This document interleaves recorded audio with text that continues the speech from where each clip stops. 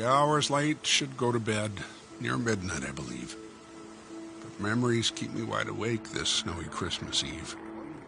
Yes, memories of my kids moved on. Each has their separate life. And how the holidays have changed since angels took my wife. The toys, the food, the Christmas cheer, my wife would bear the load. 'Cause I work most holidays, state trooper on the road. Just sitting in my easy chair, so many years retired, I reminisce of times gone by and all that has transpired. Of all the many happenings that seem to come to light, a multitude of them occurred right on this very night. A drunken woman in a wreck who died on Christmas Eve leaves memories of a tragic case most people can't believe. I had to drive to where she lived to tell her next of kin. Found the rundown mobile home she had been living in. The person answering the door I still recall today, a little girl about 4 years old. She said, "I'm Sue McKay." I asked her if her dad was home and felt the longest pause. She said, "My daddy ran away. You must be Santa Claus. My mommy said you'd come tonight if I just stayed in bed and bring a pretty doll for me. It's what my mommy said."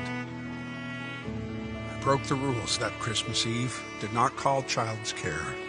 They merely put her in a room, and that I couldn't bear. I picked her up, took her home. My wife tucked her in bed, and wrapped a pretty doll for her, just like Mommy said. Adopted by a loving home, and soon they moved away. I won't forget that Christmas Eve and little Sue McKay. Another bitter Christmas Eve, a blizzard to behold, and had left a family in a ditch, just trapped there in the cold.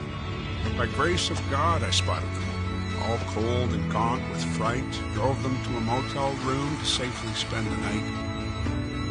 One Christmas Eve, a homeless man, shivering and wet, trying hard to get a ride I'm sure he'd never get.